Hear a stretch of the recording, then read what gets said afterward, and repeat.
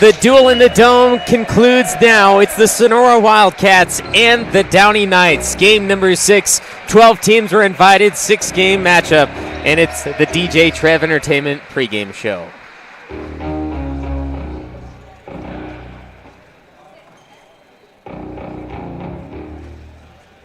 DJ Trev lighted up in the building for us. It's the Oak Pavilion, live from Columbia College, the beautiful, beautiful court and gymnasium that they have supplied us with for the duel in the dome, hence the name. I'm NorCal's voice of choice, Levi Flores, and Lauren Goodman is by my side. The Sonora Wildcats in the previous few years have had an amazing run with head coach Lloyd Longway, but this year, starting off a little different, 4-7. It's not something that they're used to, but they have an entirely new team. A few years ago, they lost their all-star point guard, Austin Patterson. He went D1 to Wofford, now playing at Sac State. And then last year, Callahan Hansen, who was the backup to Patterson when he was here, he lost him last year to a D3 school in New York. And now they're still waiting, and they're hungry for that all-star player, but nobody has really stepped up. The past 2 games, they were games that they could definitely possibly lose against Buhack Colony and Ripon Christian, especially with common opponents and the point margins between teams that they have played. But Sonora ended up getting 2 wins, 78-48 against Buhack Colony and 68-52 against Ripon Christian. Now they're facing the very, very tough D1 school of the Downey Knights. And now they are 8-2 on the season. And their 2 losses, guess what? The last 2 games. And that was against Central Catholic and Manteca, 2 very tough teams at the same time. Central Catholic, they played at the Mark Gallo Invitational at Central Catholic, and they lost 60-47. So it's going to be an interesting matchup. We'll see if the Sonora Wildcats can hold their own or if the Downey Knights can destroy with an only 8-man roster. Sonora Wildcats starting 5 is Ryan McDaniel, Jared Franklin, John Curran, Parker Moore, and Riley Edwards. And there's one name that's left out of the starting 5 for the past few games, and that's Roger Alderman, the 6'5" senior center. He started in his previous years, but he's a football player, and they went all the way to the section championship game, and they lost by 1 point. So he was out of basketball for a few weeks, and they had to play a lot of games without him. And Coach Londre said they're still trying to get into their rhythm. They're trying to bring him back into the offense. Although he's a senior player and he runs it better than anyone, it's the team chemistry that kind of blends in, and he's not really with some of those other players because they're so young. On the other hand, the Downey Knights, they're starting 5. Ruben Lewis, Jordan Lewis, Camden Rush, Lloyd French, one of the big player names that we're going to say a lot tonight, and Sam Tucker. There's a lot of names crossed out on my roster, and that's just because of different things that's happened to the Knights team. But 8 players, 3 on the bench. Fatigue might set in while the Wildcats, they have a bigger roster, but they don't necessarily play all of them. So it's going to be interesting to see how Lloyd Longway brings in those bench players. Lauren, I'll let you speak now. What do you think? Final game of the Duel in the Dome. It's going to be a great ball game tonight. I think both teams going to be tested. Obviously, Sonora for the reasons that you already mentioned, but also for the Knights' low numbers. And again, I love days like this, obviously providing events like this, because then you get different complexity, different officials, different teams, different matchups, different situations, and that's why you add games like this to your schedule. That's why you play teams like this in the preseason. All of those factors that you mentioned prior is to the reason why we play games like this in the non-conference, so that we can prep for what we need to do. One, to get into season, which is now for a couple teams going to be 2 weeks away, and then to get to what we want to do in the playoffs. Ruben Lewis wins the tip for the Downey Knights, and as I said, with their starting 5, Lloyd French, number 11, is the player to watch. 30 points per game through 10 games. There's a foul underneath already starting off. It's the Wildcats' Parker Moore getting foul number 1, and shooting 2 is number 10, Rush. They find him quickly and immediately, get to what they want to do, and now, he's at the free throw line doing his thing. They actually pinned that foul on Jared Franklin. So we have a few more fans in the crowd for Sonora, as it is their hometown, and they are the host team. Slowly filling up throughout the day, but hopefully second annual Duel in the Dome will have this place packed as it is intended. Oh, yeah, that's the plan. 0 for 2 at the free throw line starting off. Camden Rush, 3.4 points per game. The Knights come out with some token pressure into a 2-3 zone. Franklin steps up into a 3.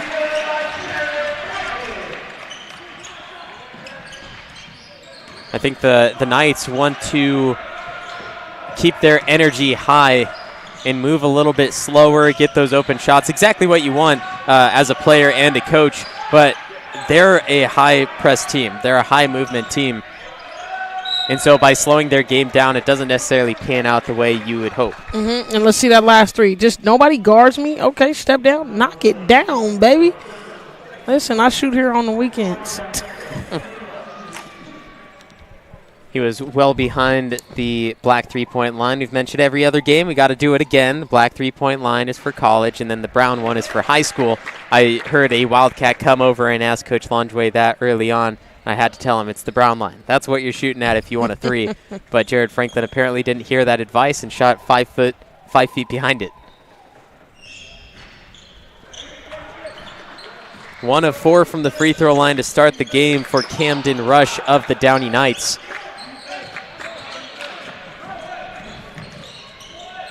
Lloyd French heavily guarded by McDaniel. He swings the court into the corner. Now the Knights get John Curran off his feet, move towards the basket, and the Wildcats take over with the rebound for Parker Moore. Riley Edwards, the point guard for Sonora. Just patience by Sonora right now. No need to rush. Do the basics that what's got you here. And they are true to their system, which is why I appreciate watching the Wildcats. A kick ball by Ruben Lewis. It'll be a Wildcat ball. And early on in the season for Sonora, they took the loss to Ripon in their first game, but they didn't have those football players, and they didn't for a few games after that. They beat Golden Valley, they beat Aspire Langston Hughes Academy, and then they were on a 6-game losing streak before winning their last 2. And they want to keep that winning streak going, especially in Tuolumne County. Whenever they're home, they want to win. Despite wearing the away uniforms and technically being away, they still want to win in Tuolumne. Riley Edwards fights for the rebound. McDaniel sets up for the triple, and he's got that one. 3 knocked down by McDaniel. And away from the ball, there definitely could have been a foul on Ruben Lewis. I caught that with my eyes. He was trying to jump over John Curran and hit him in the back.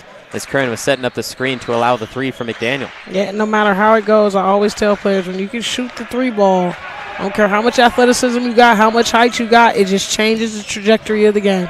And now we know why Lloyd French has 30 points per game, just his physicality getting around. No Wildcat wanted to step in front of that train. Nah, I don't want to step in front of that either, so he maneuvers. I think he should have went left, but deep three ball right there for the Sonora Wildcats.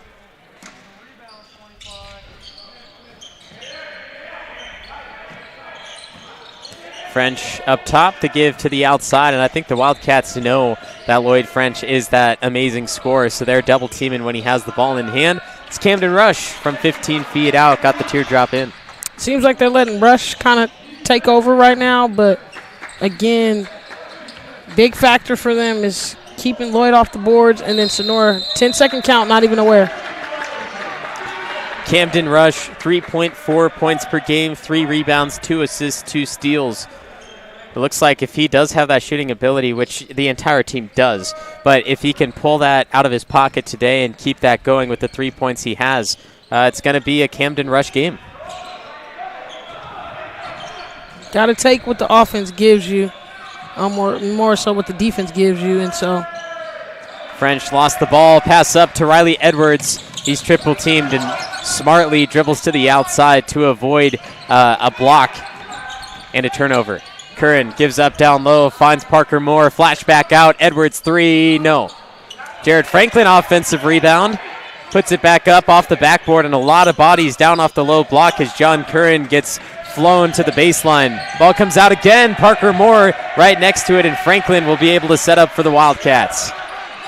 What a play by both teams. The Wildcats are going to play hard, and that's what Coach Longway wants from his ball club. They want them to fight. They want them to be feisty. We don't care what division we're playing, even if we got our away jerseys on.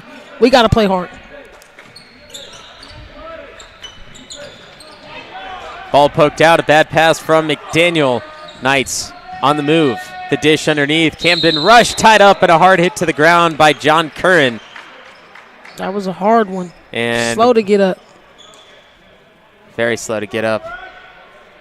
And it looks like they're going to take a break as Coach Claude Parkin and Coach Landre go and help him on the court. It's 6-3 halfway through quarter one. I think he's concussed.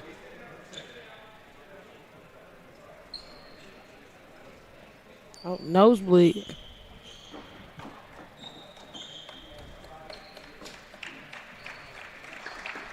And everybody on deck for the young fella to get up. That was a hard hit.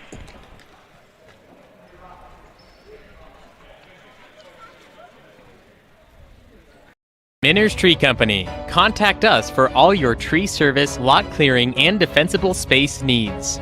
Minner's Tree Company is locally owned and operated with over 20 years of experience serving Tuolumne County and surrounding areas. California licensed and fully insured. Check us out at minnerstreecompany.com or give us a call at 209-591-3747. 6-3, the Wildcats lead the Downey Knights halfway through quarter one. It's the final game of the Duel in the Dome, and John Curran took a big fall here as he came over to play some defense. Landed flat on his back. Got an elbow to the face, though. That's what created the nosebleed. So I hope Curran is all right and gets healthy. Obviously, it's our number one concern here. And in that fall in particular has been the number one worry, especially in women's sports. Obviously, a little bit different with ponytails and things like that back there, but the direct fall and identifying concussions, right? It's more a priority in football, right? When you get a big hit, they naturally come over and say, are you concussed? But in basketball, there's a lot more players that haven't addressed the issue as much because they feel like it's just a stinger. And reality is that was a big hit. I hope he's all right. Coach Claude Parkin was the first on the scene to help him out down there, and Lloyd Longway close behind. Job by the coaching staff and training staff of Sonora to get there quick, fix the issue. Now here is Camden Rush at the free throw line after the short break. Worked on his free throw ability during the break to add one more.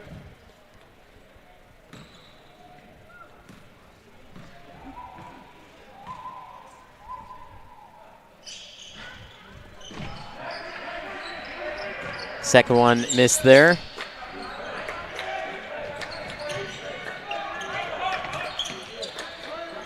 McDaniel up top for Sonora. And John Curran, without him on the court for Sonora, it is a big hit to the team. He does a lot. But McDaniel adding to it there. He said one of our best players is off the court, and somebody McDaniel has to pick said, it hey, up. listen, Levi, we are in good hands, okay? Well, Ryan McDaniel has been a talk of Sonora in what he's been able to do. He has smooth play. He has great shooting abilities. He does a lot on the court. He could play both big. He could play small as well. And he's deep. Man. That's his second three, and he's deep.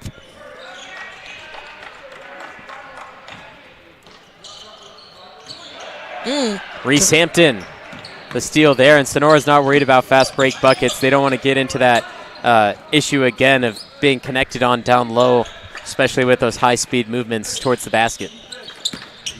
And it's just Sonora's just trying to get the ball, move it, so they can get a wide-open shot. Hampton, who is a usual starter for Sonora, coming off the bench in place of John Curran. And that's just basically a rookie mistake by Downey. Pull down that rebound, hold it strong. It was easy. There's no Wildcat near him, but he let it go out of bounds. McDaniel ignites it to Edwards, and Edwards' three is poked out by Hampton. Hampton, good job following up, getting down there just in case he missed, which he did, but unfortunately he has to grab it too, and that's a mistake for him. So they make the same mistake as Lloyd French still remaining scoreless 6 minutes in. Now French on the ground for a minute. It was just the physicality of the Knights definitely impacting the game right now. Now entering for the first time is Roger Alderman. He made a big difference in the game against Ripon Christian. 4 blocks when he entered, and he didn't enter very quickly in. Hampton, the give to McDaniel. 3 again. Yes! Ryan McDaniel, the triple, and he splashes the net so well it gets caught up on the rim. Officials have to stop the game. I love when that happens because it kind of just bites the other team because they made a basket so good that you have to go up and fix the net now. And, you know, this is a good showing for McDaniel. We all know playing for Columbia is a big thing here, so get some opportunity to put some shine on early. Just saw the official give a flop warning, too. A little movement of the flop, which is now automatically a technical foul, but he just wants to give that little warning. You know, I don't believe that you have to call it every single time, but no, there is no warning anymore. That's just what the rule is. It's pretty excessive, so. Edwards jumps inside for a 12-footer, chasing it down. Alderman stepped on the baseline before he got the save.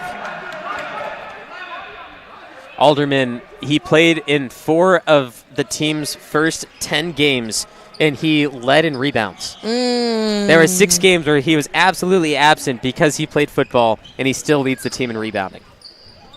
6'5" senior center, and he's going next year to play football at Utah, one of the top 25 teams in college football. He's already adding to that elite level of play. Downey having some issues as Lloyd French bounces off a 3.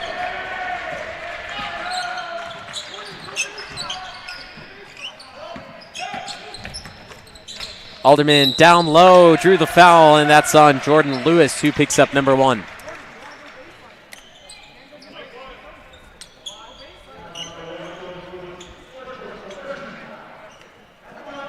Here's that again. Beautiful bounce pass. Defense was playing too high. They left Alderman down on the baseline. 6'5" at his size. They have him listed as 270, all muscle. All muscle. And as you would expect as a center player, usually you're not very good at free throws.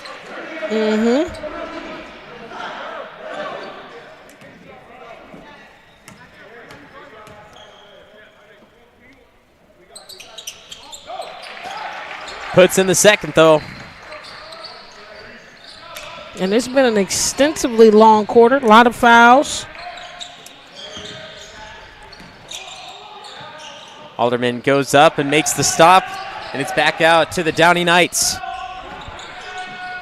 Beautiful backdoor pass, strong to the rack in the foul. 2 points and one more from the free throw line coming for the Downey Knights, Callan Lee. And let's see, good find down low, focus and finish. And that's foul number 2 on Parker Moore, who's another one of those players that you can't play without. Free throw misses for the big man. 7-point lead for Sonora. Ryden Weaver waiting on the sidelines, hoping to come in the final minute. Knight hit the deck, and he's very slow to get up. It looks like he hit his tailbone quite hard, jumping for the ball. And we see here just trying to jump to the lane. It's unnecessary. When guards get fouls like that, you don't have to dig in. You got numbers over there. You stay on yours. Stay in good proximity. Don't try to dig in. Parker Moore will come out of the game for probably a while as he picked up 2 fouls within the first 8 minutes. Roger Alderman, Butterfinger slips through. Here is Lloyd French, coast to coast, and he's stopped, but then the foul called from behind. And he just complained about a call, so. That's Reese Hampton on the foul. Definitely. Grabbing of the wrist. Yep, I was like, just a grab in. Shot clock turned off. Final 30 seconds in quarter 1 in a strong showing by the Sonora Wildcats. Trying to take down a D1 team. Another turnover for the Knights. And to keep French at no points right now, if you are the Sonora Wildcats, you are extremely ecstatic about how you've played defense thus far. The Knights are getting beat up a little bit. They're hitting the deck. They're taking falls as well.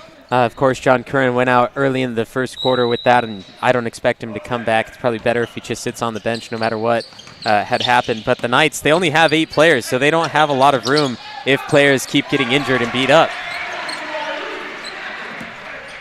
So Riley Edwards adding another deuce. Reese Hampton had that one. Corner baseline drive, flings it back out. Corner 3, Knights still won't go, but soon those are going to start falling. Ryden Weaver dribbles it out, and quarter number 2 will be up in a moment. Sonora Wildcats 15, Downey Knights 6. The Sonora Wildcats, Lloyd Longway, Coach Claude Parkin, the entire team doing their work. Minner's Tree Company. Contact us for all your tree service, lot clearing, and defensible space needs. Minner's Tree Company is locally owned and operated with over 20 years of experience serving Tuolumne County and surrounding areas. California licensed and fully insured. Check us out at minnerstreecompany.com or give us a call at 209-591-3747. Benton Roberson CPA's passion is helping people achieve business success and financial independence. While we certainly provide traditional accounting services such as tax preparation, payroll, and bookkeeping, we also offer a variety of advisory services to help with business planning, Social Security decisions, income and asset growth, tax efficiency, and much more. Benton Roberson CPAs is here to help our clients achieve their goals through a generational relationship and wealth building. We hope to see you soon. The duel in the Dome has been fantastic. It's not over yet. The Wildcats and the Knights going head-to-head for the final game, but DJ Trev has been here with the music all day long as well. I thank him for being here, and of course, use his services if you need any DJ. DJ Trev is the man to use. Man, he been jamming all day. I'm going to just have a party just so I can go pay to have him on deck. 15-6 out of the break. Wildcats, Hampton, McDaniel, Franklin, Alderman, and Weaver. Parker Moore has 2 fouls as Alderman gets picked up on the offensive foul, the moving screen, and it's been a common issue. Let's see. Yep. It's been a common issue, and it happens. Everyone does it, but it's guards. It's guards, though. That's where you look at your guard, and you got to rub shoulders and dip a little bit, come down, make it come over the top. And now here's the issue for Sonora. And technical foul. That is not what you need. He blew the kiss to the Wildcat bench, and a lot of the Knights teammates are saying, why'd you do that? Ruben Lewis dropped down the 3 ball. Then there is the technical I love foul. it. Look, that's for the great cameras of NorCal Sports TV. You know what, Lewis? I'm not going to tell you you owe me one for that. I'm literally an advocate of it. Knock down the three, blow a kiss to the fans. Because I'm just saying, you obviously said something. It's a lot of banter that goes on, too. You guys don't understand. This is not like football. It's not like any other sport. We get to cross paths with our bench. We get to be right in the vicinity of each other. And there's a lot of smack talk that goes on. That is something that I would probably do as a player. As a coach, I'm going to have a conversation with you, but at the end of the day, we got to make it count.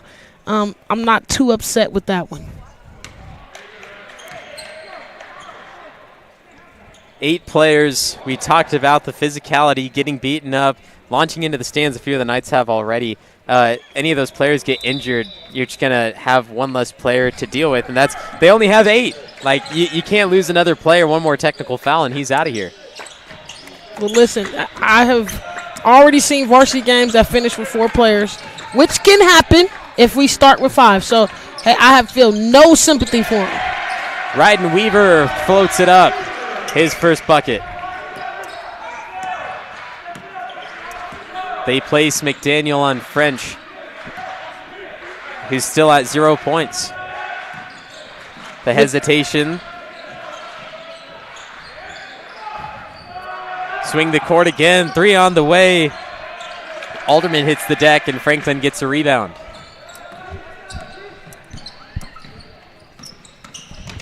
Hampton all the way. 1-on-2. Alderman clean up. Good. You're not stopping that. I don't care how much athleticism you got over there with the Knights. That size, jumping in the air like that, Utah commit for a reason. It's his first basket from the field. He has 1 free throw on top of that. As a blocking foul cutting off the sideline too late is Ryden Weaver. And that last bucket, miss. Alderman, clean it up.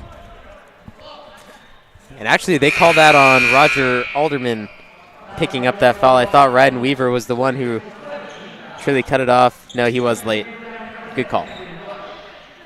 But that's just the third.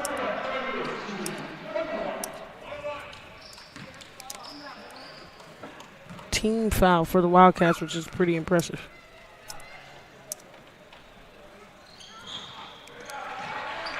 Alderman quick on the rebound, and that's actually 7 fouls on Sonora, 3 on Downey. Franklin sets up another triple, hits off the box, and a rebound to the big man, Callum Lee, 6'6" senior. Look at the basket, Lewis.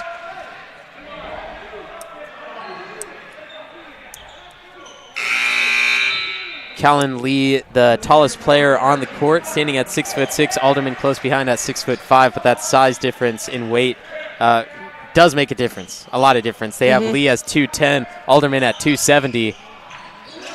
And there's Lloyd French getting his first basket, and it's back to 8. I know he's happy to see that one go in, leading scorer for the Knights.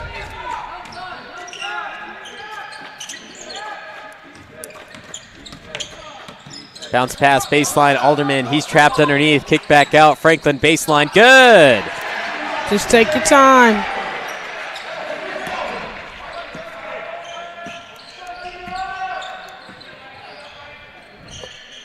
French asks for the screen, goes opposite side, and French has a 1-and-1 with another foul on Reese Hampton. That's 3. And that's what we don't want to see if you're the Sonora Wildcats. But this Alderman not understanding the attention and the drawing. His man leaves. He knocks it down for French. And so for Franklin, excuse me, nobody guarding, which is why we can't be in la-la land. When the big has the ball, you got to know where your man is at all times, and they lose him. Makes the Knights pay.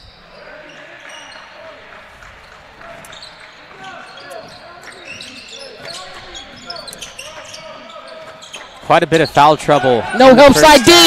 Oh! McDaniel can't finish. Alderman underneath. Yes, you said it. He can't be stopped. He can't be beat. He won't be beat. D1 is D1. So him being a D1 football athlete, showing his athleticism to a certain degree, showing his ability to play at the next level, that's an asset. Parker Moore came back in and just picked up his 3rd foul. And he cleans it up. He's probably extremely explosive in football. There's no way you make plays like that on the basketball court and you're not, a man-child. Well, one of his teammates, Tyler Sells, they were both on the defensive line. They were the ends. And my Sonora bird call. There you go. As soon as the ball was snapped, Tyler Sells, Roger Alderman would flash towards the quarterback, and it would scare the daylight out of the quarterback. They had so many sacks, so many tackles. I think they had more tackles for loss than any other team.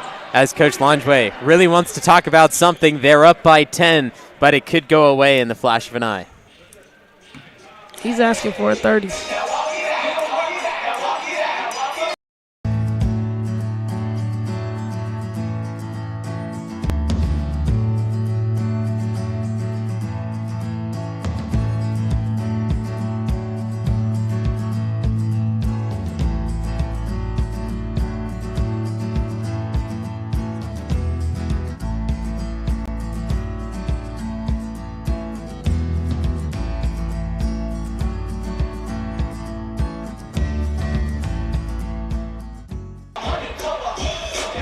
24-12, Sonora Wildcats over the Downey Knights. Not quite to the half yet, and there's DJ Trev. DJ Trev Entertainment for all your DJ needs. Actually, official score here, 24-14. Sonora, Riley Edwards back out. Parker Moore stays out there for the Wildcats as well as Alderman gets bumped on the body. He missed a free throw earlier. Take his time as he's 50% today. And it's just Sonora being demonstrative with getting something to the rim because they know they have him to rebound. You know what I mean? I could throw up something, whether that's a deep three or that's a floater. I have an opportunity to throw something up, and he can clean it up. Roger Alderman, since he's played, this is now his 6th game being able to play 2.6 points, 3.4 rebounds per game. And that's what you need him to do. But scoring-wise, he's only had limited minutes, and today he's definitely showing up. Oh, it's adjustment, though. 6 games, he's just trying to get his feet wet, trying to get settled in. Like, even with his free throws, just adjusting his touch from blasting off the line to now shooting up. Every athlete that plays multiple sports needs to make that adjustment, and typically, especially a guy with his size, it's not getting like a running back or a skill player. You're getting a big guy who needs to make the adjustment from the wear and tear he just did this football season for his school, and now he's doing the same thing in basketball. On the season, he's only 1 of 6 free throws, not including today, at 17%. Here's an opportunity for Lloyd French, who misses the left-handed lay.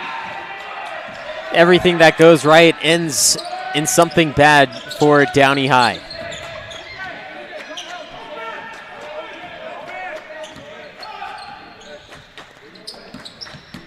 And he's got to play a little bit more active on the defense. We were trying to get a 5-second count here and just not active right now for French. Got to let his defense create some offense. Got the defense off their feet, the sidestep with the help of a screen, but the ball goes up and over the backboard. As we will see our first look at Roger Edwards, who comes in for the twin Riley Edwards. And Noah Wright will also come in for Sonora. And Noah Wright, a deadly three-point shooter. He steps into a lot of his shots when he's from deep range, but deadly.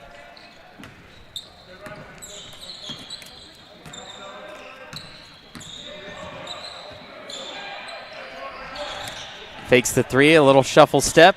Tries getting it over to Callan Lee, just like anyone would do. Here's another foul. This might be 2 on Alderman.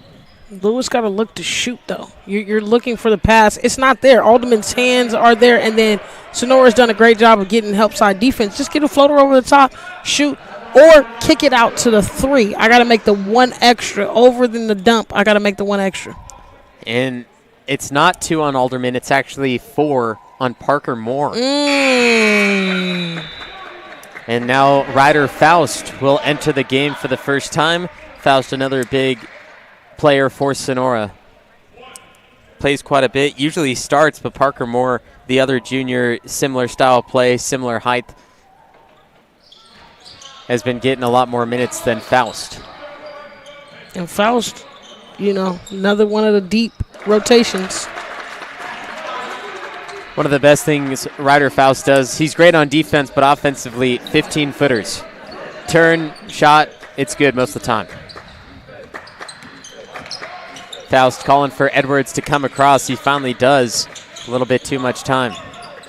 Edwards stops inside the paint, gives out Noah Wright. And now a little bit more defensive pressure from the Downey Knights as they get the takeaway with Camden Rush, who finds Lloyd French. He sets up for three, misses again.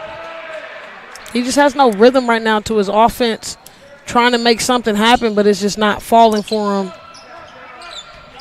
Knight is on McDaniel now, and here's a foul away from the ball. The push of Roger Edwards will put a foul on, is that Lloyd French? Let's see. I want to say not French. It's either on Rush or on Ruben Lewis. I think it's on Lewis. And let's see again. Another angle by our great camera crew. Could have been called on either. They both kind of pushed him. And I think they gave it to French. Or are they trying to deliberate? Let's see again. Here's a better look. Bottom left side of your screen. 23, Roger Edwards coming down. And Lewis pushed him into the body of Camden Rush, which then pushed there.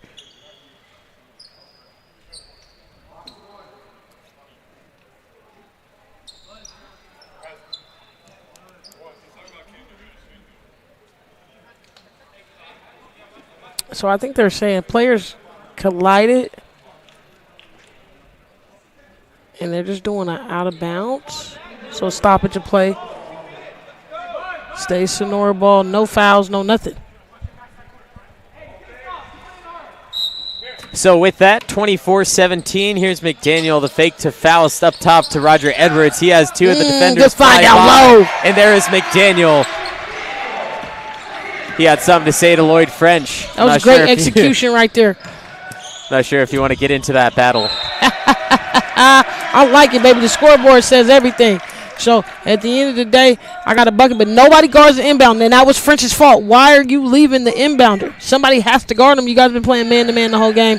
He gets an easy layup, and that actually was on French that time. So I understand a little smack talk when I get the and one bucket. Alderman, the pick and roll, helped by Noah Wright, and then tried giving it to the outside.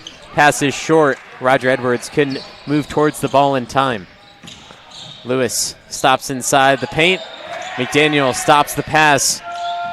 Rush baseline against Alderman. Ball came out, and Edwards setting up again. And what I like about the Wildcats is they're not forcing offensive possessions. Sure, you want to get back and you want to have a fast break, but the Wildcats aren't set for that against this big of a team. Mm-hmm. But they know how to pick their poison regardless of what they're going to do because that's system taught. System taught is picking your poison, knowing when to go, knowing when not to, making decisions, right? So they're never trying to push and transition, go crazy because they know what their weapon is. Ball rotation, getting to the free throw line, backdoor cuts, and knocking down threes. That's all happening in a half-court execution. I don't need transition for that.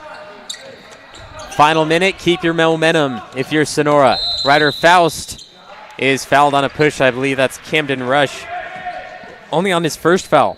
A lot of hands down there. He's been involved in a few, I don't want to say altercations, but a few physicality moments in the game. Oh, man, he's a thick kid. I wouldn't be surprised if he wasn't a multi-sport athlete as well. It's something about football players and their legs. You can tell they've been in the weight room doing some work, unlike typically my basketball players who love to stay in the gym and do arms. So, Noah Wright misses his three as it breaks off the box. He's excited for Noah Wright there. He's one of the youngest players on the team. He's a sophomore along with John Curran, one of the only two sophomore players.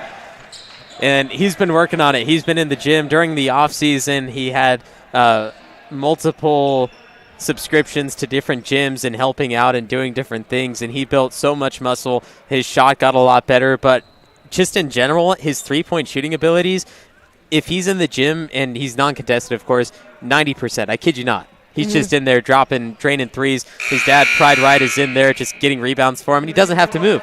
Rebounders. You just sit there and you give the ball back. Don't have to move a step. That's what it's like for Pride Right rebounding for a son. Well, when you're a young sophomore, typically your role on the team, if you're not the guy, is to be a spot-up shooter, maybe a great defender.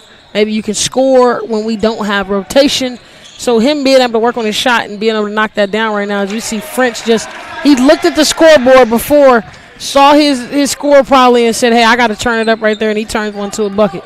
And he went head-to-head against Tyler Sells, not Roger Alderman. They replaced each other there, but two similar style players on the football field, two similar style players on the court. Shot clock turned off, and the Wildcats trying to keep this the maximum separation possible. Lewis fakes on McDaniel, drives in, floats with the right, misses the shot, but we have 2 free throws in the final 20 seconds. He has really good size. I can't deny that. Lewis, again, we talked about that length thing, and he loves to pump fake. If you're not Sonora now and you haven't figured it out, he's going to make a pump fake every time he goes to the rim. Just a 6'3" junior, but he's extremely wiry. And there's a Bowler call. There he is. My guy. The bird call man. You're trying famous. to mess up those free throws. Fix the bangs, though. I love it. It's nothing better than taking the hat off. Fix the hair to put the hat back on. Here he is again.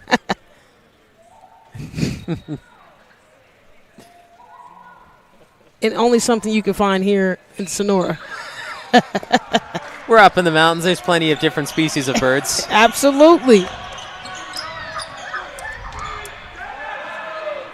Final 10 seconds. It's a 6-point game. The Downey Knights have certainly made a comeback at it as McDaniel has error on that 3. He was very hot early on, but now he's kind of diminished. Oh, yeah. He in different role. I don't know if McDaniels is a leading scorer, but I don't think today is a normal offensive scoring night for him. So he's at a high clip. He's going to have to learn how to, when he can score at a high clip, what it looks like for him in his condition. McDaniel, 7 points per game, 3 rebounds, 2 assists, and just over 1 steal. And he's not the leading scorer, but he's about that. Reese Hampton has 7.4 points per game. Curran has 6 points per game. And Riley Edwards has 7.9 points per game. So he's pretty even with those top scorers. At the half, Sonora Wildcats up by 6, an unlikely score of what we expected. D4 Wildcats, D1 Knights, and we still have 16 to play, so don't go anywhere. All the way up from Los Angeles, we just heard that. What made you put Miles Little into the camp? Well, we were looking for an overnight camp that would really help develop his sort of independence, and this looked like a beautiful setting for the kids, and also really foster his independence, meet new people. And I want to say one of the best things about this camp, this particular camp, is the ability to see the games live streamed on YouTube. It allows you to not be at camp, but also still participate in that particular part of camp. And so I thought that was really amazing. The announcers were great. The angles, the instant replay, it really made the kids feel special. Would you bring Miles Little back up to camp? For sure, 100%, and we're bringing friends. I think one of the wonderful things that I saw when I came to pick him up is how collegial, supportive the older boys are with the younger boys. And I think that is really heartening for me, because that's how I want my boy to be when he grows up. And so I think that he has some really great examples of really kind people on and off the court here. This is a commercial. From the video to the sounds of nature, the music, the words on the screen, the transitions, me, the voice saying these words. This is a commercial. Justin Flores Productions. Audio, video, and all your media needs. They make commercials like this one.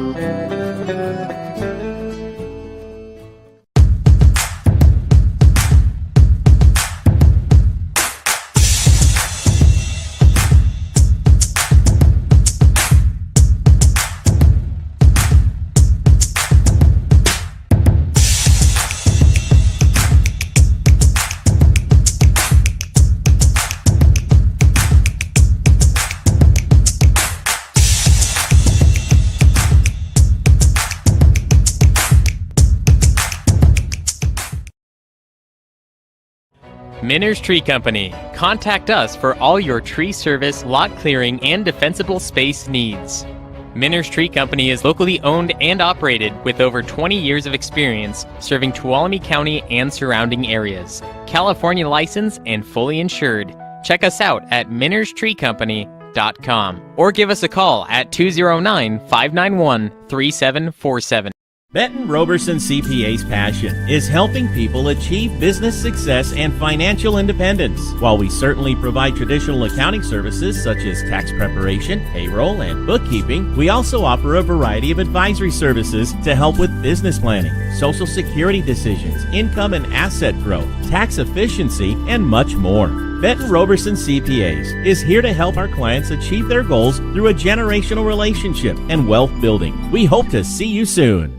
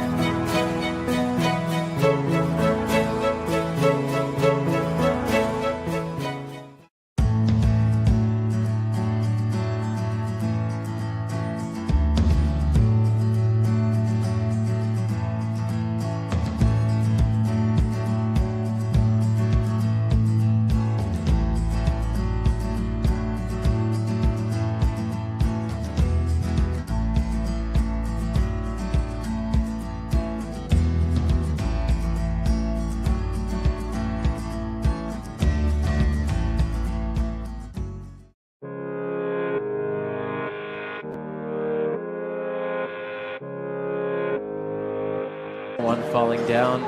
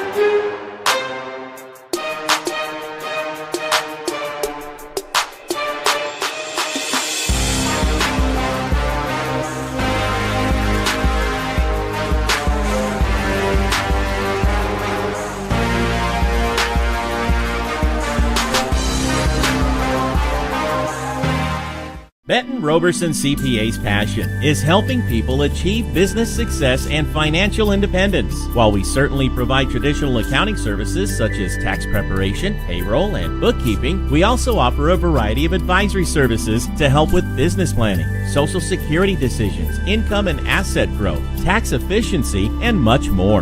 Benton Roberson CPAs is here to help our clients achieve their goals through a generational relationship and wealth building. We hope to see you soon.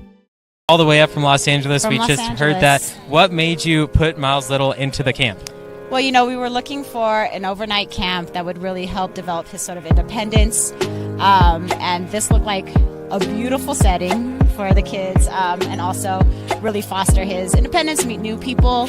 And I want to say one of the best things about this camp, this particular camp, is the ability to see the games live streamed on YouTube. It allows you to not be at camp, but also still participate in that particular part of camp. And so I thought that was really amazing.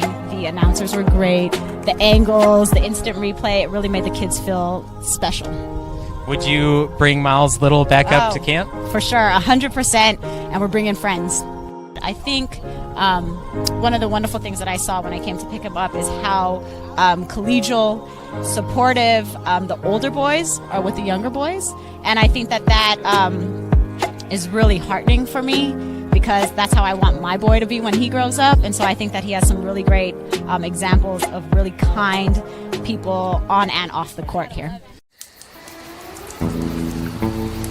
This is a commercial. From the video to the sounds of nature, the music, the words on the screen, the transitions, me, the voice saying these words. This is a commercial. Justin Flores Productions. Audio, video, and all your media needs. They make commercials like this one.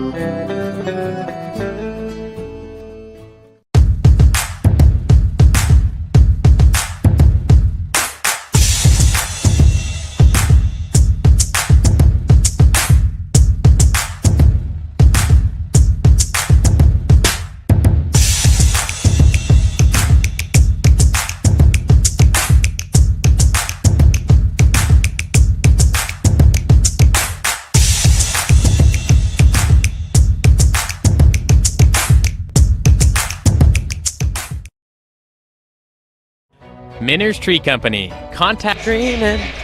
26-20, the Sonora Wildcats over the Downey Knights. And, of course, we're rocking out to DJ Trev. A little Belle Biv DeVoe. Now you know. DJ Trev Entertainment for all your DJ needs. Your DJ of NorCal Sports TV's Duel in the Dome, which is coming to an end within 16 minutes. Can the Sonora Wildcats hold on, or will the Downey Knights overclaim and get that victory today? Subscribe to NorCal Sports TV. Press the like button, notification bell to be notified when we are live, so you don't want to miss out on the best action of Northern California sports. Football, volleyball, basketball, all of the above. We do everything, and including our NorCal Sports TV summer basketball camp, 5-day overnight basketball camp in the Sierra Foothills of Sonora. 4th through 12th grade boys and girls returning for the summer of 2023. NorCalSportsTV.com/camp. I'm NorCal's voice of choice, Levi Flores, and of course, beside me is Lauren Goody Goodman. Once again, it's great to have you here. The second time we've worked together at the Oak Pavilion as the Downey Knights start the second half with a triple. That is Ruben Lewis, who in his previous three got called for a technical because he blew a kiss to the Wildcat bench, and this time keeping his kisses to himself. That's a NorCal Sports TV classic, okay? Kiss to the head coach, okay? Not the assistant coach, not the bench, to the head coach. Reese Hampton, Riley Edwards, Jared Franklin, Ryan McDaniel, and Roger Alderman, the 5 on the court for Sonora. And the Downey Knights have a few words for Jared Franklin, or maybe the other way around. Didn't quite see it, but the Downey Knights. It's spicy in the last game. Chicken noodle soup out here. It's getting real intense, and I like it. Why not end the game, the last game of the night? Why not close the gym down with a showdown? Bad pass, and it goes the Knights' way. Ruben Lewis has a technical, and a few of the players have taken some hard hits, but the last thing we need is more technicals, because Downey only has 8 players, 3 on the bench, 5 on the court. And you said you've seen it before where there's only 4 players on the court finishing. So technically the rule is you could play 5 against 4 in high school. As we see the easy layup right there by Tucker. So you can't start a game 5 against 4. You have to start a game 5 against 5. So you can come to the game with 5 players, 6 players. Say somebody fouls out. You can finish the remainder of the game 4 versus 5 if you have to. Hopefully we're not in that place today. Maybe coach might need an extra jersey and put it on himself. Get out there and get some buckets. Head coach Mitchell Evans has a few assistants with him as well. And a lot more physicality coming from Lloyd French, but the baskets still aren't falling. He has 5 points through those first 2 quarters as Alderman brings a strong rebound down. And they're getting a little chippy now. Listen, Alderman swung that pivot foot. Baby, it cleared me out. And there's French took a charge. And that's on Ryan McDaniel. That's only foul 2 on him. He has 12 of the 26 for Sonora. Definitely energy shift here. Energy shift for the Knights. And you see McDaniel try to too much looking away. We knew what you was going to do. You look corner, came back. Just come down the lane like you want to kill him and then look away and then go to the rim. Lewis finds Camden Rush. Edwards on a little reach. Stopping Rush. Last touched by Edwards. And it is Knight ball.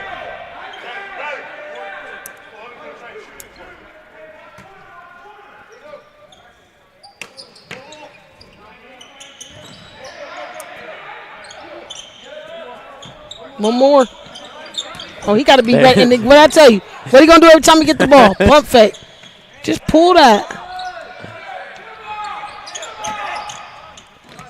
When he's in rhythm, which is great about his game, I like it. Fake misdirection, but you got to pull some of those.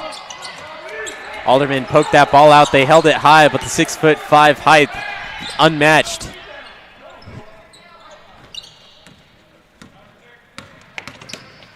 Somebody move with the basketball, please, if you're the Knights.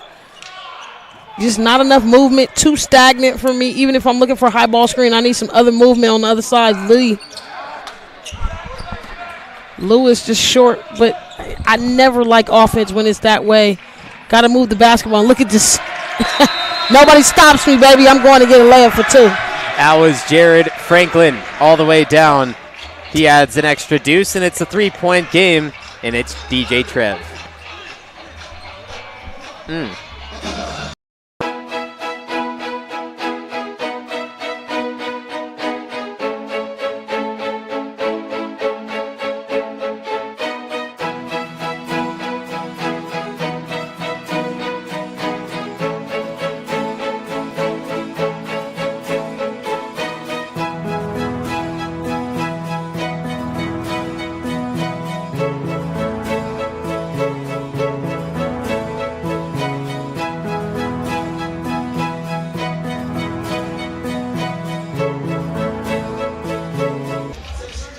You want it, you got it. Wildcats bust a move down low with Jared Franklin heading to the backboard. An easy layup for 2, which puts them up by 3. There's been words exchanged. There's been some offensive fouls, defensive fouls, some shoves. No punches yet. That's just part of the game, going back and forth as Alderman, official on the baseline, was about to call that offensive foul, but since Sonora got the ball, decided not to call it as Franklin is fouled on the other side, I believe, by Lloyd French. Now, what do you want in that? Because a foul's a foul, and if it's offensive, it's big. And I believe they should have called that despite it going in Sonora's favor. Well, Tucker just picked up the foul, but even then, let's see the drive here, how we got here. Any swipe, unfortunately, unless you block it, and even if you block it, it's got to be on the release of the basketball, no hand involved. But any swipe like that, as we see Franklin knock down the first, they're going to call a foul on you, unfortunately. On the last one, I like it's a good no call. Doesn't impact the play, nor impedes on the play. And they may just said, hey, it's 2 stop, didn't really fall, didn't really sell it. It's a lot of things that go into the determination of a charge. And I actually like the no call because it's how they've been officiating the last 2 games. Keep it consistent in your brand and your style. We can respect that a little bit more as coaches. Tucker getting a lesson on the sideline by Coach Evans. It's that one, nothing but air, and Jared Franklin gets a easy rebound for Sonora. They're back up by 5. Reclaim that 2-possession game. Alderman comes to set the screen. Nice bump off the body as Edwards gets the drop. Textbook right there. When I tell you everybody in college screens like that, so the big man is doing basically what every big man in college is doing right now. French's 3, short.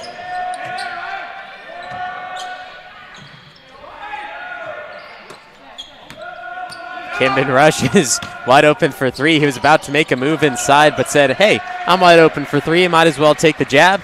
And unfortunately, still missing. And during the halftime break, Downey was able to get a few shots up, and I noticed their three ball just not looking good.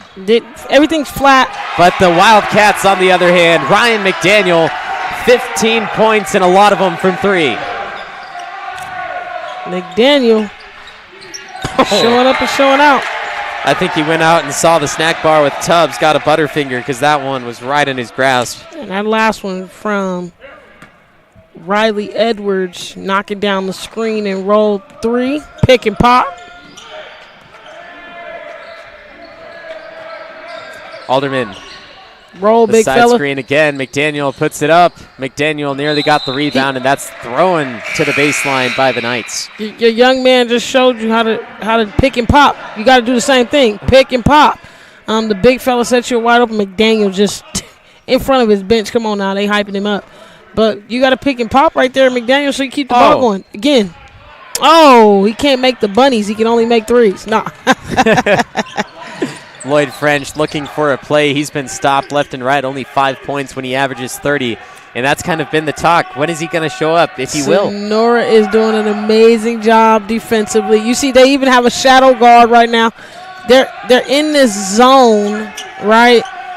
But they're shadowing towards him. And you see, they got to call that. Didn't give him space to land, but definitely sold it. Lloyd French will have a 4-point opportunity. That was Reese Hampton. You need to give him space to land. He could have stayed up, though. That's Reese Hampton's fourth foul. Now, he wasn't going to stay up on that, Levi, because he been trying to sell one all day. He had to get one sold to the seller. And not only does Reese Hampton have 4 fouls, but also Parker Moore, who is one of the starters, and we haven't seen him in the second half. He got that 4th foul late in the second quarter. Very unnecessary. We don't really know why he was on the court. Can you hear that? It's a bird. The birds are out. 36-28. Sonora has crept up in that lead as Noah Wright nearly gives it away. McDaniel, the sharpshooter. They put French on him. And McDaniel has really shown his skills, abilities, and his trust that he can have as a player with Lloyd French on him. And Jared Franklin there flies at it. 11 points for him, 15 for McDaniel, 5 for Alderman. Wildcats working as that team and putting this game together. Ooh. Got to pull. That's where Lewis got to get better. I don't know if he is not confident in his shot out there, but instead of him passing, and this is just IQ, Bellows in that last drive extremely well for Franklin, but I can't give the ball to somebody who just got off the bench, has not played a second, and expect them to shoot a three deep. Swing ball to the corner. Edwards gets there on the stop, the steal, and we might see one of the first transition baskets for Sonora. Wright, 3, wing. Got him. Good! Noah Wright, his first points, and of course it comes from 3. I talked about his 3-point percentage and the ability he has when he's open, and you talked about it, a sophomore player, that's his role. If he's there and he gets the ball, you put it up, and it goes down, 41-28. Point guard, gets 4 fouls, comes in the game, filler roll, transition, stop and pop, hits your 3 when you're supposed to. That's what you're supposed to do as a role player sophomore. Ryan McDaniel misses that, but I think Lloyd French had a fingertip. Noah Wright, that one's strong. He's a little deep on that one. That was a little behind the line. And again, just imagine, I hope their shots are 2 not broke after leaving tonight, because everybody was shooting at the college 3 level, and they definitely going to have to make an adjustment going back home. Jump stop around for Jordan Lewis, the 6'1" senior.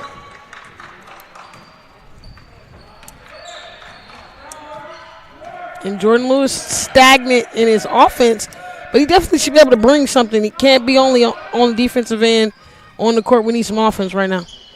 Looks like Sonora's resulting in some of the tougher shots a little farther away when cutting to the basket, getting layups is what's really been putting them at this level of 41 points to 30.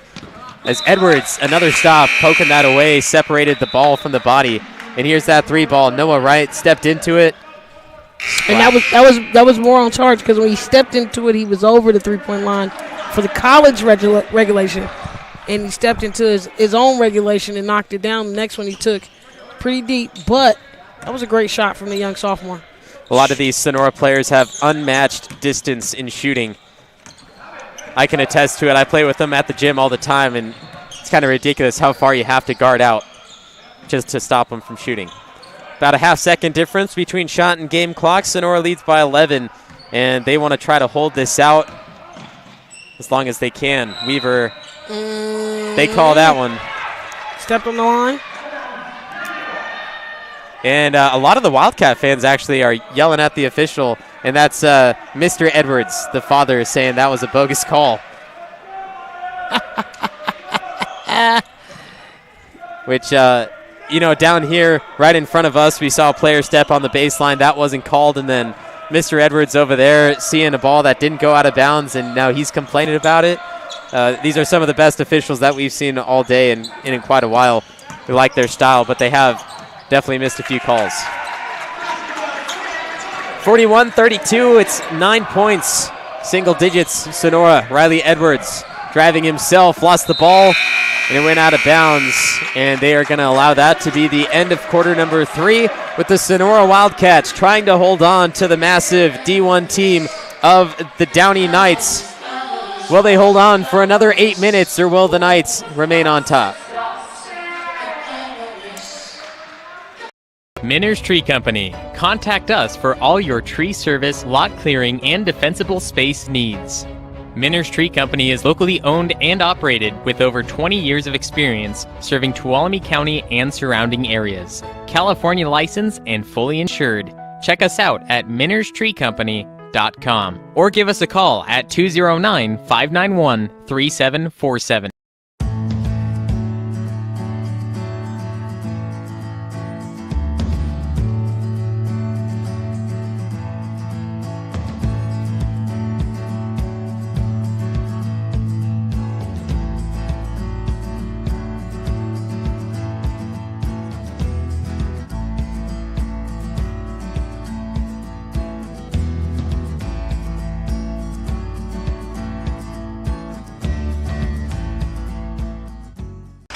The Duel in the Dome is brought to you by NorCal Sports TV and the host team, the Sonora Wildcats from just down the street. They have a few alumni players playing for the current Columbia College basketball team. That is Jacob Casaretto and Elijah Yee, who were seniors last year for Sonora. Made a good impact, and now under the helm of Coach Hoyt, they've been getting some play time, and they are on the #1 team of NorCal junior colleges. You can watch them here on Monday. Don't forget, this is the Claim Jumpers' home. They will play here Monday at 3 p.m. against Gavilan, a head-to-head matchup.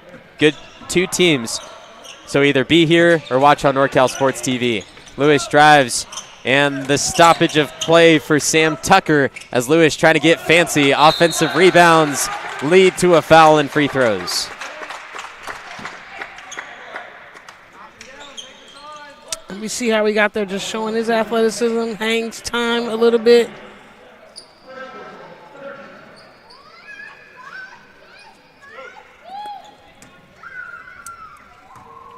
Parker Moore, 4 fouls. Remember that. And Reese Hampton has 4 as well, but currently on the bench. Parker Moore is out in play. Ryden Weaver heads to the bench. Jared Franklin, Ryan McDaniel, Riley Edwards, and Noah Wright, the 5. And then for the Knights, you have Camden Rush, Jordan Lewis, Ruben Lewis, Sam Tucker, and Lloyd French.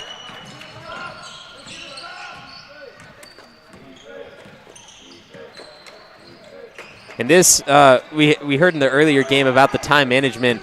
They're not going to need to do time management because of this or because of that. But right now, Sonora, if they have that time management and they keep making their shots, this game is theirs. We'll just have to see if they comply with that.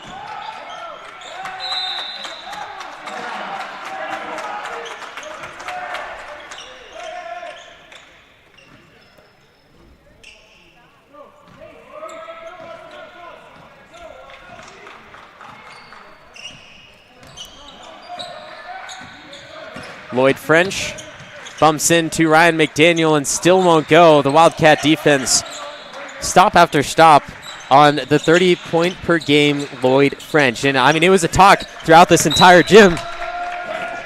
Levi saved my life like I was a golden egg, baby. I'll do that with the ball, but if a player comes over here, I'm sorry, Lauren. That's just You know what I mean? Listen, all I can take is the basketball save. If any players come, they just going to have to get a big mama hug. 3 for Lloyd French goes down, and he's still on the deck and finally coming up near midcourt. He has just reached 11 points, which is acceptable. It's great for high school players to get 11 points, but it was a talk throughout the gymnasium. Oh, number 11, 30 points per game. He's dominating against difficult teams, this and that. And even with that, though, he just didn't live up to what all the Sonora fans were expecting. Mm-hmm. And I also think Sonora has done an amazing job defensively to try to stop him, to try to make every shot that he's taken today been difficult. And that was a deep, deep one. Again, trying to sell the 3-ball.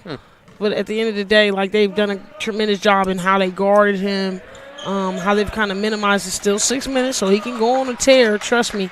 But to average 30, you're on a nightmare of a scoring tangent. So to minimize you tonight is really big for the Wildcats. Even defensively, no matter what happens in the game, even though it's a 6-point game, I think defensively they're done their job.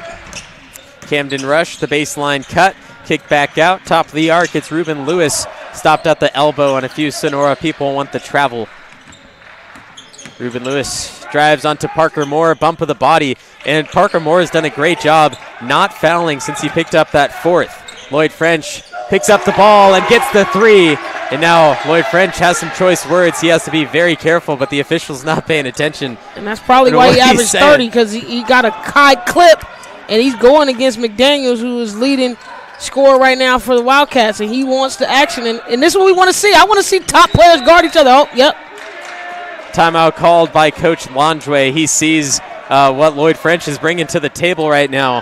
It's a 3-point game, and that 3, quick release. Jared Franklin didn't want to get over because that wasn't his man to guard, but he was given a little bit of help. 42-39, 3 points, not a lot. 6 minutes is a lot.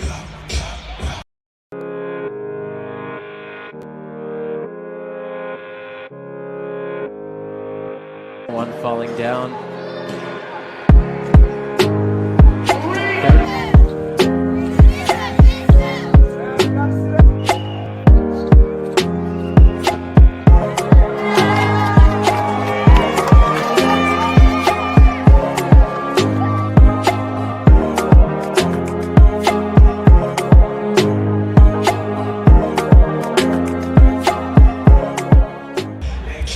We've seen it before, the Sonora Wildcats. The gap was closed by the Downey Knights a few times throughout the game, but Sonora still kept ahead and kept their lead. Then it would go up by double digits, come back down to a few possessions, go back up by double digits, and then back down to a few possessions. And right now, the Valley, you said it all day long, the peaks and valleys, that's what basketball is about. Right now, Downey is at a peak, Sonora is at a valley, and it just switches throughout the game.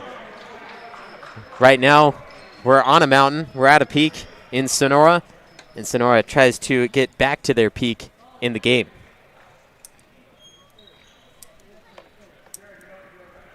They just had a conversation with McDaniel and French, excuse me. Keep the chatter to a minimum.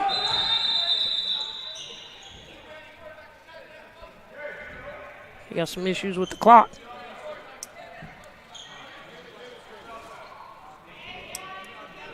5 minutes, 46 seconds, and some chatter from the stands.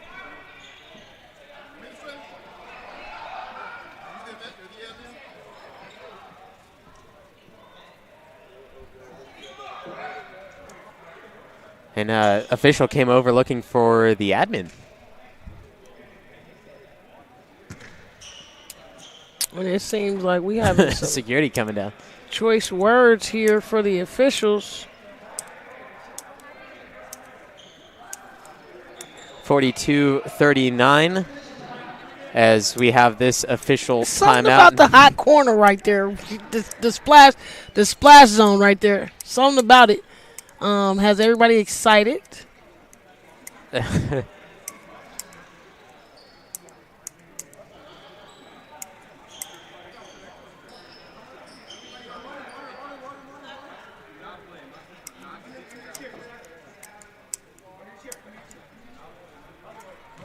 and they addressing it. Now, I will say, officials,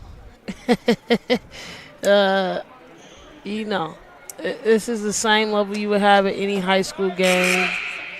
You're going to have chatter, especially from the bench or the stands significantly. Don't let the non-numbers in here or not the magnitude of numbers in here impact the game. This is the second time the officials, not this group, but the second time the officials have stopped tonight to address a fan.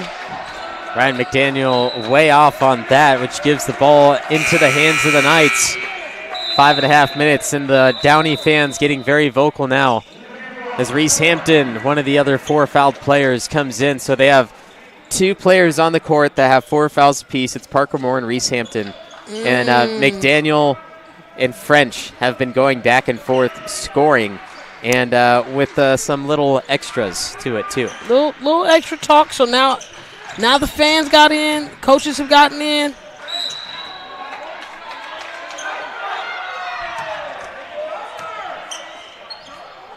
And Sonora wants to travel. This is a big part about it too. A lot of times coaches get upset because the bump creates the travel, the foul creates the travel, or the foul creates whatever happened after the foul. So that's why they didn't call a travel there. It's a lot of stoppage of time. It's still a 3-point game, and we're above 5 minutes to play.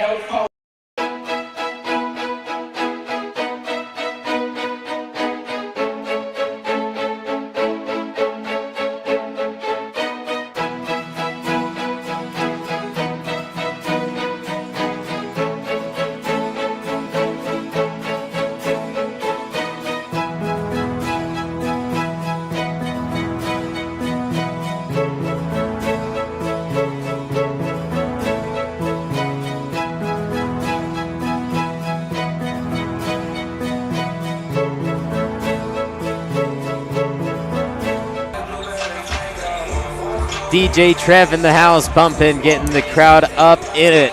42-39, even when there was one somewhat unentertaining game, DJ Trev is here. Make sure you're still having a great time. But all day, every single game has been fantastic. Great teams coming up here in a beautiful, beautiful venue of the Columbia College Oak Pavilion.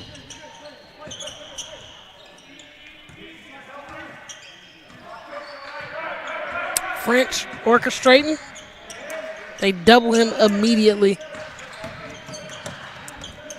Riley Edwards gets the foul, and he's surprised. He had ball in the beginning, but then by stripping it away and turning the body, Sam Tucker got Riley Edwards' arms into the pocket of his elbow, and that's what the official saw in the end. You see that, too, in the replay. Great strength. Great strength by the big. That's what you're supposed to do when you got a little guard on you. Throw him off you.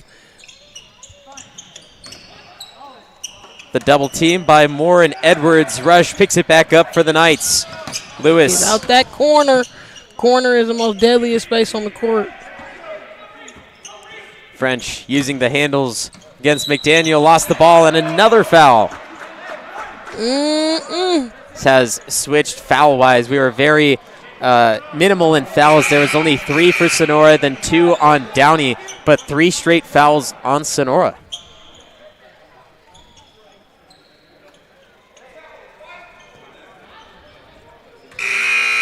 And remember, Hampton has 4, Moore has 4. Franklin with 3. And of course, I would prefer to get Moore out of there, who has 4, instead of Franklin, who has 3. He has 2 more to kind of bargain with right now at this 4-minute mark. We don't have to sacrifice our guys who have 4 fouls. Well, Franklin and Moore both stayed in the game. It was Reese Hampton who actually exited. He also has 4 as well, so that's similar play to what you were thinking there. Inside the paint, flings it out for a 3, and Lewis connects. It's a tie game. Knotted up, 42-42. And the first points in what seems like 30 minutes, but in reality, game time, only a minute and a half. 3 big threes tie this game up right here. Franklin has Camden Rush on his hip. Franklin gives it up to Edwards, ball fake, steps to the side with a dribble, and then finds McDaniel.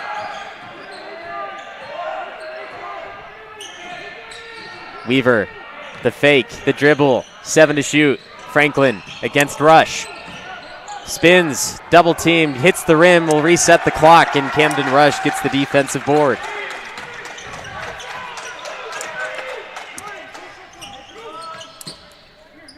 It's a sort of a ambient feeling in the gym of both teams excited about what's happening, but at the same time not liking anything, and just it's a weird feeling in the gym. I don't know how to explain it. It's like they both love it, but there's a shock. And an offensive foul. Lloyd French shoves the forearm against. That's foul number 2, and for his physicality all game, and you see that right arm go up, it pushed Riley Edwards out of the way and his arms up into the air, and that's a good call because as soon as you leverage your arm underneath your defenders and you fly that up, it's going to be easy for the official to call. Any chicken wing in to extend chicken wing. You got to be one of the greats. Kobe, Michael Jordan, one of the greatest. Like, I'm a chicken wing you to death. Timeout called by the Wildcats, tied at 42 apiece. 3 minutes, 19 seconds is the official clock. And Sonora going to keep the ball when we come back.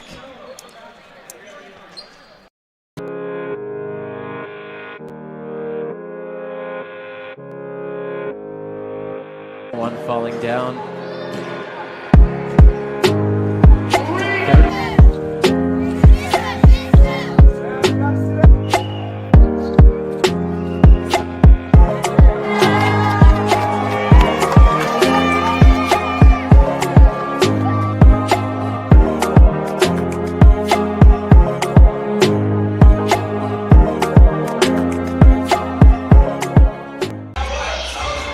42 apiece. Will it be Sonora? Will it be Downey? We'll find out within 3.5 minutes.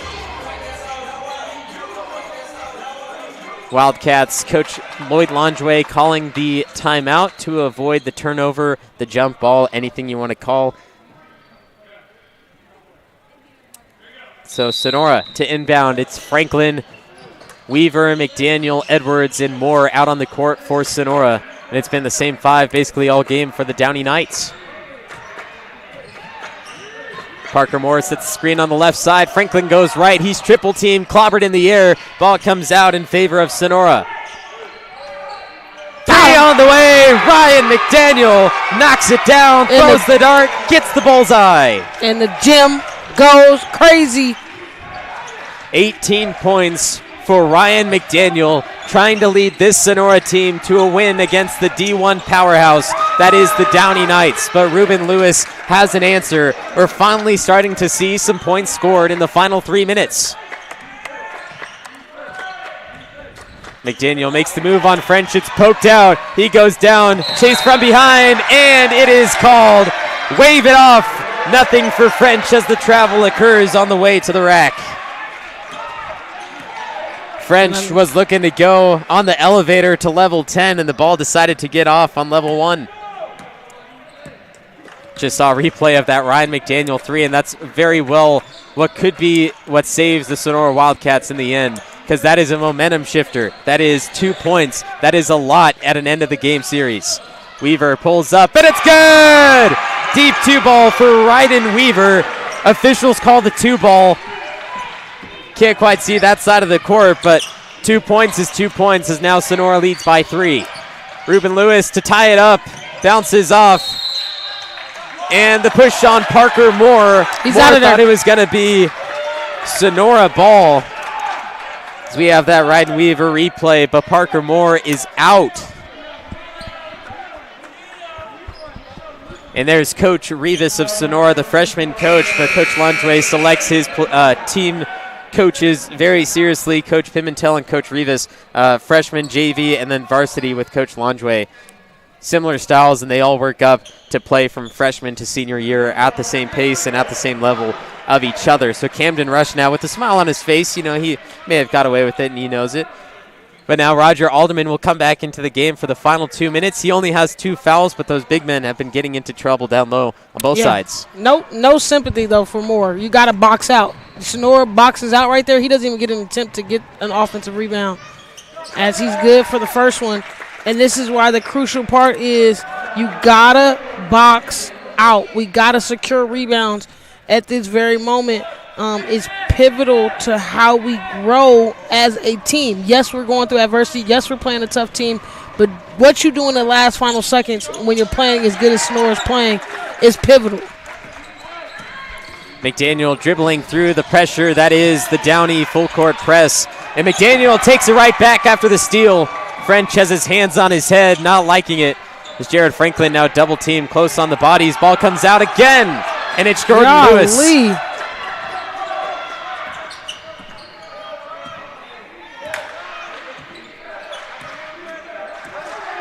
French, the double team, back out to Jordan Lewis. The steal by Alderman comes up the middle and picks it away from the paint, and no pressure this time except for Camden Rush. Downey literally had only 4 turnovers in the first half, 6 in the second. Alderman clobber gets the bucket. That's a technical. And then they're going to call the technical on Roger Alderman, who bodied the big man, body Sam bends. Remember, I used to be dusty. Listen, flexed on him. Got him. And give me some intensity back, baby. It was the hand slap for me. This could have been the Sonora game nearly automatic if he didn't do that. I mean, of course, the 2 points are big for Sonora, and then he's going to have a possible 3-point play. Take it. You got an and one bucket right here.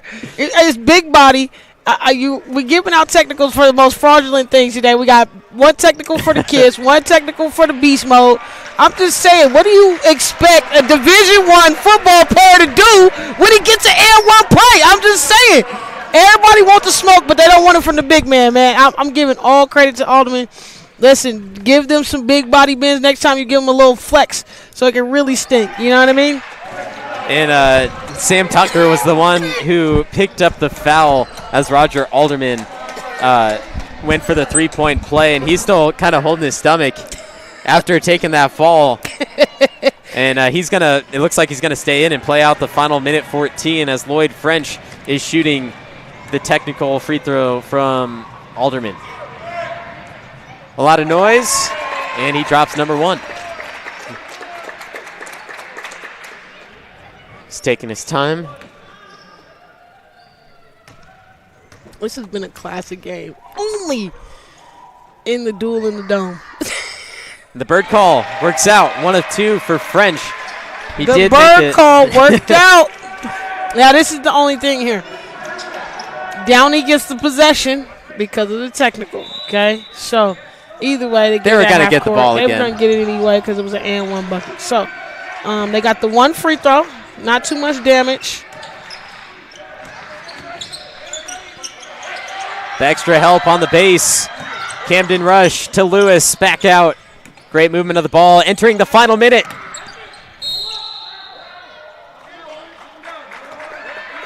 Riley Edwards. Believe that's his foul. We'll watch it again. Actually, that's Ryan McDaniel.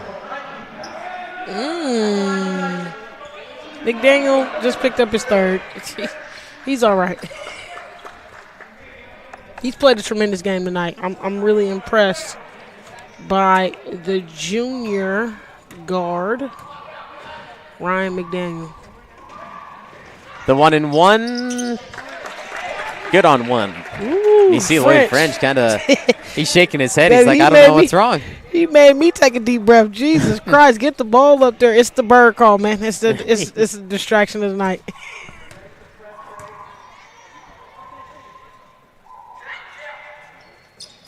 French barely got that second, and now before Sonora inbounds, the Knights talk about it because it's tied at 49-49 in the Duel in the Dome. Levi Flores, coach Lauren Goodman. 57 seconds, tie game. I don't want to hear that, there's that one word that starts with O. Let's do it. I don't want to talk about overtime. Let's get it. Let's get it. I didn't want to hear that. I want to win in regular time because I'm not sure what could happen, especially with the physicality. But the final minute, what happens? I mean, Downey has had these 8 guys, and I think only 6 of them has played and they have the right guys. That's what Coach told me in the beginning. I said, 8 guys, how is that going to affect your play? And he goes, it's not really going to do anything because we have the right guys with us. For Sonora, they lost John Curran early on. And you know what John Curran does really well is he steals the ball. He puts a lot of pressure defensively. They lost him in the first 2 minutes of the game. Yeah. We don't have an update on it, but he lost him just from a hard fall on defensively. And we could have a lot more steals for Sonora. We could have a lot more defensive stops for Sonora, and it could easily be a 10-point game just because of a sophomore that comes out here and plays his heart out. He's a starter. They lost one of their starters. So that's something that Sonora has lost, but they've still kept up with the D1 powerhouse of Downey.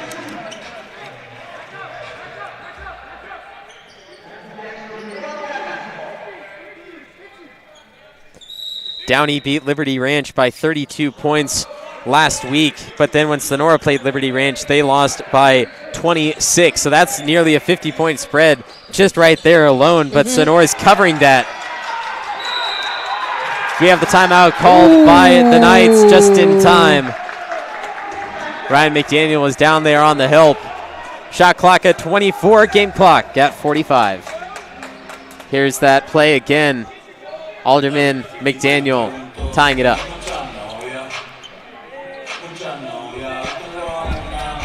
Minners Tree Company. Contact us for all your tree service, lot clearing, and defensible space needs. Minners Tree Company is locally owned and operated with over 20 years of experience serving Tuolumne County and surrounding areas. California licensed and fully insured. Check us out at minnerstreecompany.com or give us a call at 209-591-3747.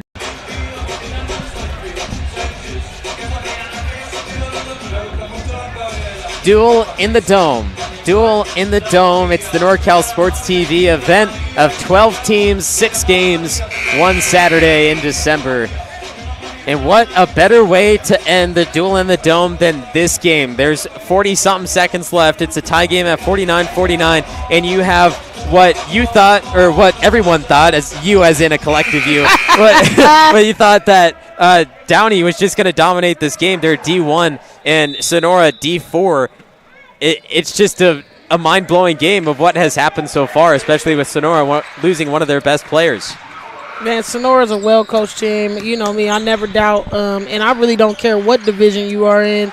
I want to play you. I want a little piece of it just to see how good I am as a program, because what my goals are in my division, and that was a couple of little steps right there. Lord have mercy. But how I want to be in my division and how good I want to play doesn't determine anybody else, and that's a travel. Travel called with 17 seconds left. There will be no shot clock for the Sonora Wildcats as they get what could be the final possession. Look at it. I thought they were going to call it a few times in this possession alone, but it finally catches up to Ruben Lewis. And now another timeout called, but here's that other angle of Ruben Lewis, multiple steps. Shot clock was down to 8 seconds when they blew the whistle and called the travel. 17 seconds, not a lot of time. It's still tied at 49-49.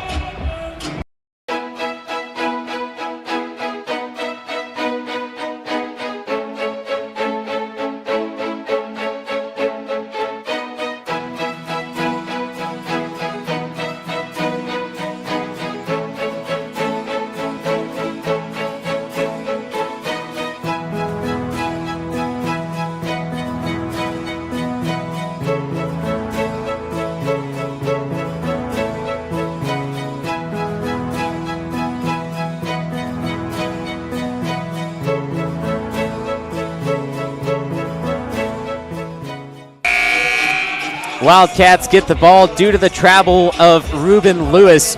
49 points to 49 points. Sonora Downey, D1 versus D4, and he comes down to the final 17. Levi Flores, Lauren Goodman on hand, bringing you all the action of the Duel in the Dome on NorCal Sports TV.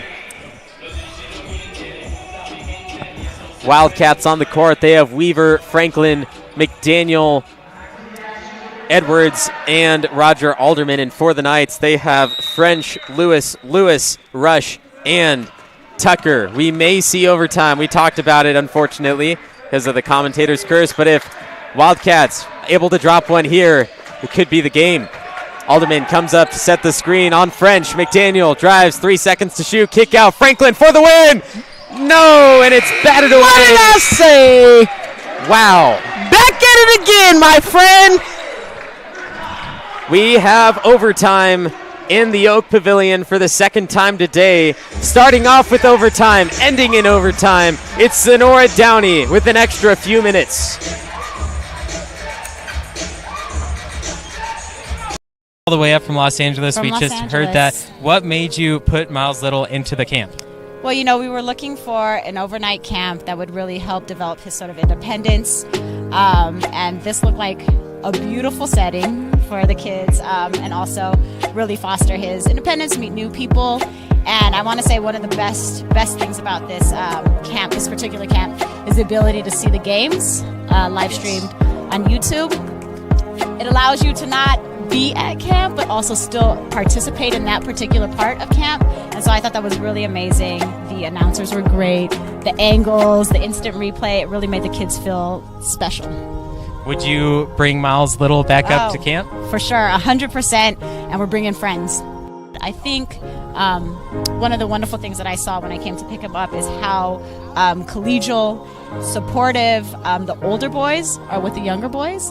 And I think that is really heartening for me, because that's how I want my boy to be when he grows up. And so I think that he has some really great examples of really kind people on and off the court here. DJ Trev at the break playing It Takes Two, and what we know is it takes 5 to make a team play right. And so far, both of these teams, second half, it was neck and neck, and it tied at 49-49 in the final 4 minutes. Overtime period as the Wildcats couldn't knock down that final shot from Jared Franklin. He pulled up from deep 3 range. The play was to have Alderman screen, McDaniel go around, drive to the hoop, and have a potential layup, maybe a foul, but McDaniel got stopped short, panicked, gave it out to Franklin, which was the only option, and unfortunately he couldn't hit the 3, and doesn't hit the first shot in overtime either.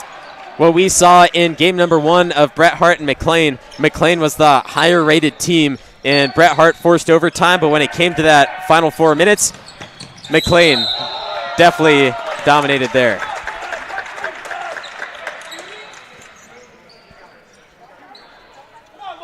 It's like Lloyd French taking some time. I think he bumped knees. I think he bumped knees on that last play.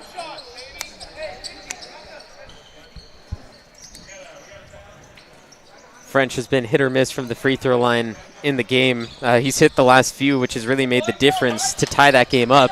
He was really the one from the free throw line that made this the tie game, and Downey has to credit that to him. When you talk about French, he only had 5 points in the first half, came back in the second half and had a 12-point outing.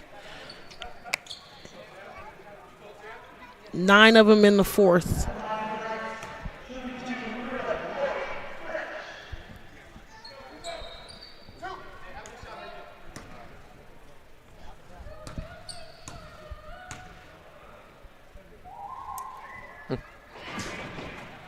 Bird call.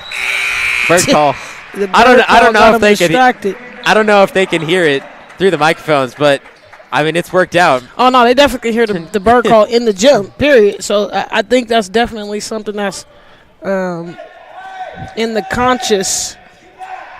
And as a person who actually has had a bird 2 times fly in the gym that I've been in, it's a very distraction environment. Yeah. 15 years, they're going to say, hey, remember that bird that was in that gym? Well, Downey gets the first lead and the first points in quite a while. They're up by 1 with the Lloyd French free throw.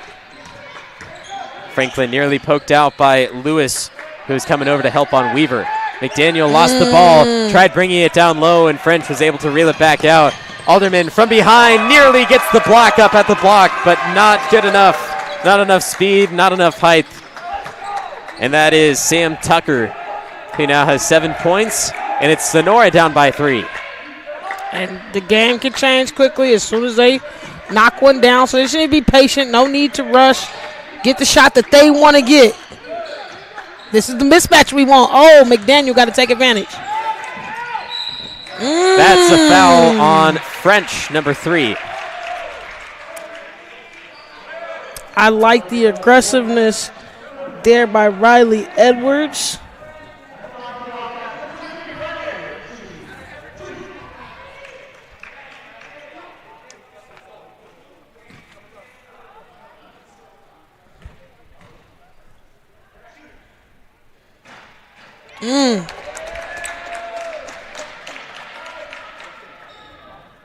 Are they allowed to talk during the free throw when they're on the block? Opposite teams? Yeah, I heard I got shooter as soon as he was in the motion of shooting. I can call shooter as soon as the shot's released.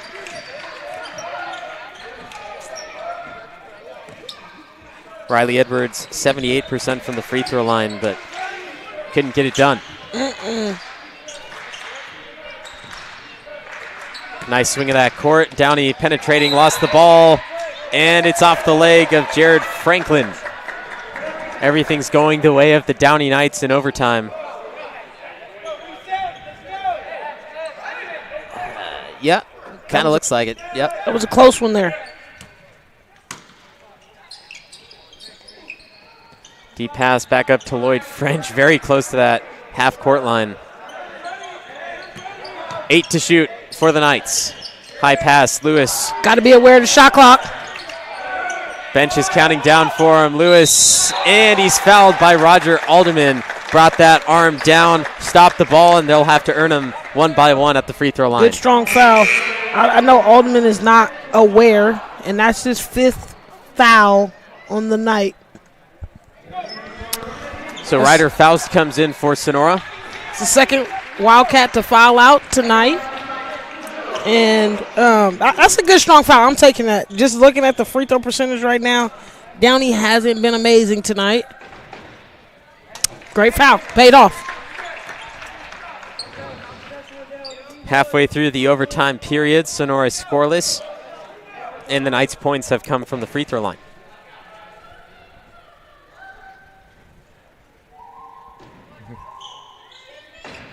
Bird call. Bird call. Great foul. Alderman, not in the game, but great foul. Edwards, 3, no. Edwards still fighting for it. Everyone pointing fingers.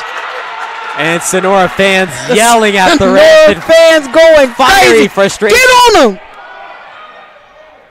Oh, yeah. Yeah, foul, slap that out. Pop that out. He hit that up. But I love the Sonora fans. Get on them.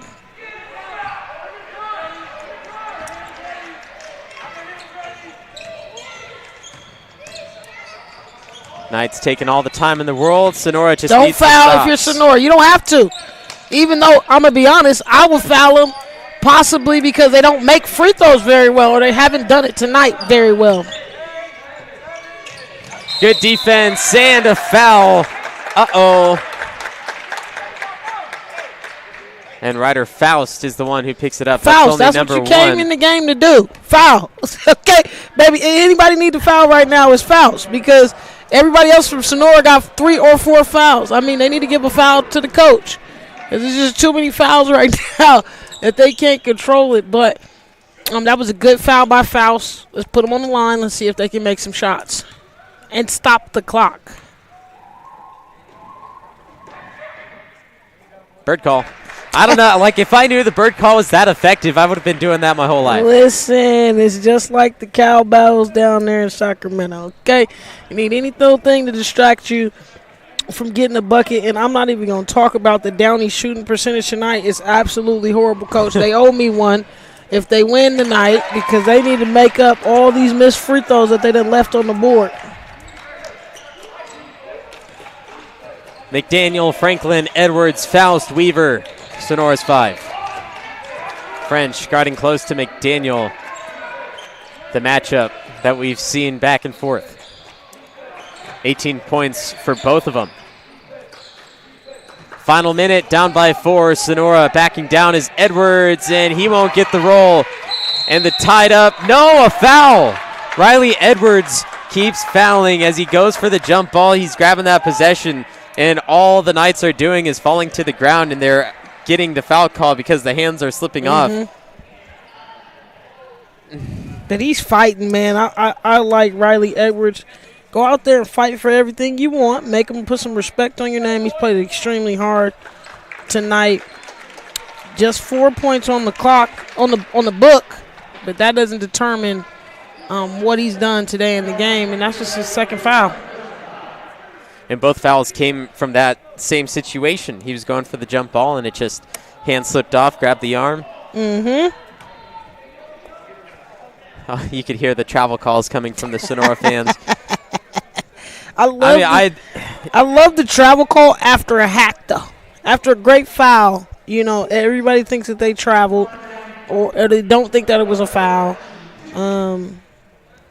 But you gotta love it, like your team, love your team. It's a lot of Sonora green in here, and I love the representation. And again, what does Downey do? Miss another free throw. I'm just saying, Sonora. I'm thinking big time 3 right here.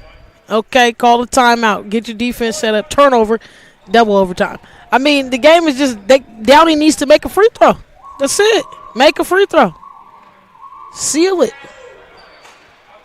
There we go. And I wouldn't be surprised if French is the one that makes it. French glances at the scoreboard, sees what's left. 5 points up for Downey in Sonora. McDaniel gets bumped. And Sonora hasn't been aggressive enough. That's on French. That's his fourth. And he might want to be quiet before he pick a technical up. But Sonora hasn't been aggressive to the rim at all, and still no points. Shutout. Ooh.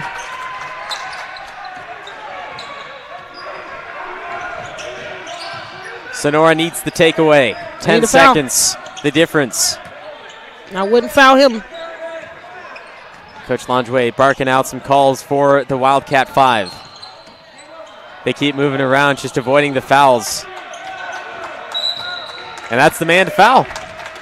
It took him a while. Finally got the call from the sideline to foul. Riley Edwards picks up foul number 3, but he is the correct one to send to the free throw line. He's been there a lot. He's had some practice, but not enough to really show for it. He shoot about 50% today.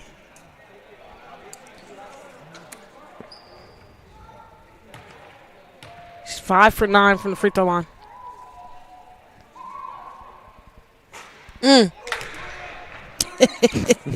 Coach, he owed me, Coach. Coach, me and him got to have a conversation.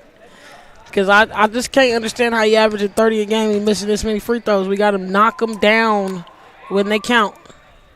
There we go. Sticking around that 50% margin. Yep.